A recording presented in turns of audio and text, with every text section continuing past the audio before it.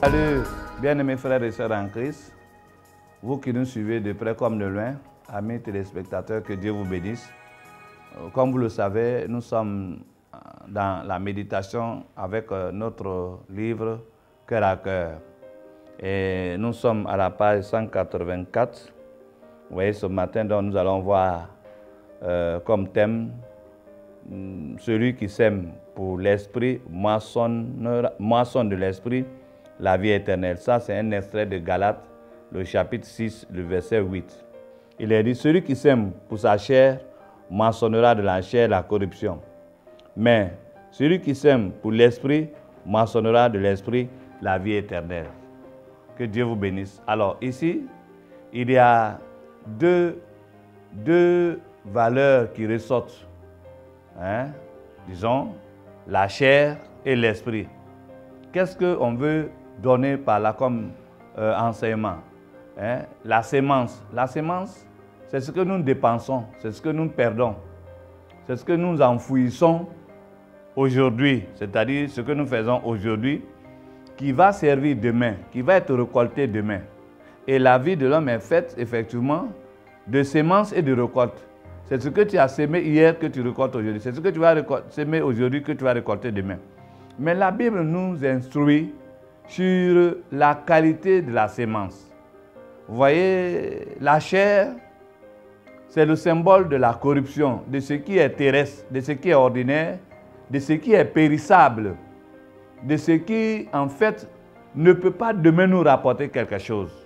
La preuve, quand quelqu'un n'aime que le plaisir, la distraction, ou bien la fornication, ou bien la masturbation dans le présent, que voulez-vous que demain Dieu lui donne? Sinon que la malédiction. Que voulez-vous que Dieu donne à quelqu'un qui passe tout son temps dans la colère? Sinon que c'est la malédiction de demain. Donc, il y en a des chrétiens qui vivent par la chair. Ils ne vivent que pour satisfaire les désirs de la chair, pour faire du plaisir à la chair. C'est ça la corruption. Parce que quand vous vivez comme ça, mais vous êtes en train d'apprêter la corruption, c'est-à-dire votre condamnation de demain, c'est-à-dire la malédiction de demain, la ruine de demain. Mais il est conseillé plutôt de vivre, de s'aimer pour l'esprit, c'est-à-dire le Saint-Esprit, la vie de Dieu. Vivons pour Dieu. Fais en sorte que ta vie soit agréable à Dieu. Par une vie d'obéissance, de plénitude dans l'obéissance. Une vie de consécration à Dieu. Une vie de plein service, d'abnégation. Ça, c'est la vie de l'esprit, c'est vivre par l'esprit. Autrement dit, vivre par l'esprit, ça veut dire se laisser conduire par le Saint-Esprit, qui est la vie de Dieu. Comment quelqu'un peut être rempli du Saint-Esprit et ne pas vivre par le Saint-Esprit? Ce n'est pas possible. Donc, c'est un problème de comportement. Qu'est-ce que nous faisons de la présence de Dieu en nous? Qu'est-ce que tu fais de la présence de Dieu en toi? Vivre par Dieu est égal à vivre avec Dieu et pour Dieu. Et là, tu prépares un avenir meilleur. Tu prépares un avenir merveilleux. Parce que ce que tu auras sémé avec le Seigneur, par le Seigneur et pour le Seigneur, c'est ce que tu vas récolter. C'est ça la vie éternelle. Frères en Christ, bien-aimés frères et sœurs, je voudrais que tu fasses attention. C'est pourquoi ce livre a été conçu. C'est pourquoi la parole de Dieu existe. Pour que nous la méditions, que nous l'étudions et que nous l'appliquions pour que notre vie soit une bonne sémence. Pour que demain on soit les bienheureux. Que le Seigneur dira, assois-toi parce que tu as vécu conformément à la parole de Dieu. Alors, c'est pourquoi je voulais donc te dire de ne pas vraiment vivre pour la chair, de ne pas satisfaire la chair avec tous ses plaisirs. L'adultère, c'est la chair. Le vol, c'est la chair. L'impudicité, c'est la chair. L'orgueil, c'est la chair. La masturbation, c'est la chair. La boisson, c'est la chair. Le tabac, c'est la chair. La drogue, c'est la chair. C'est ça la vie, sémence là, c'est ça la chair.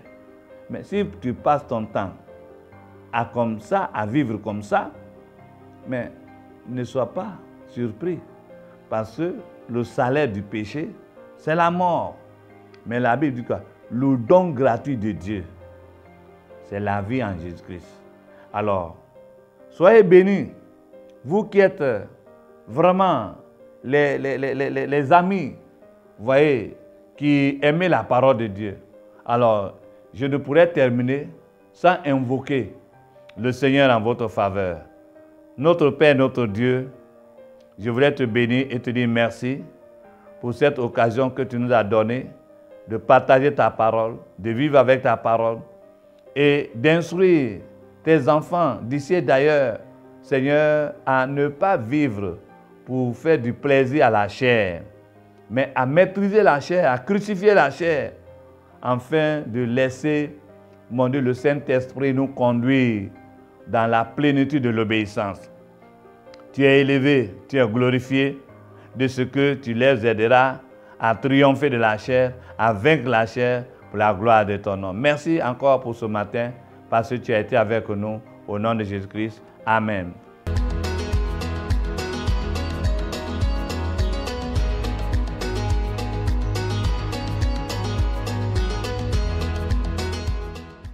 Je ne pourrais terminer sans encore vous présenter une de mes œuvres.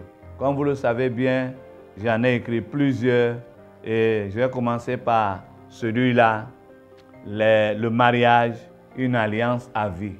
Je voulais simplement vous dire que le mariage fait partie des principales doctrines bibliques. C'est d'ailleurs le dernier groupe, le mariage.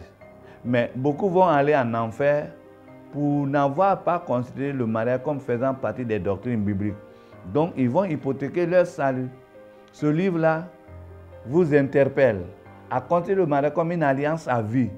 C'est-à-dire, une fois que vous avez dit oui, ce serment-là, quelles que soient les circonstances, vous devez l'honorer. Le mariage, une alliance à vie, est à la librairie OMSI à 1000 francs. Que Dieu vous bénisse.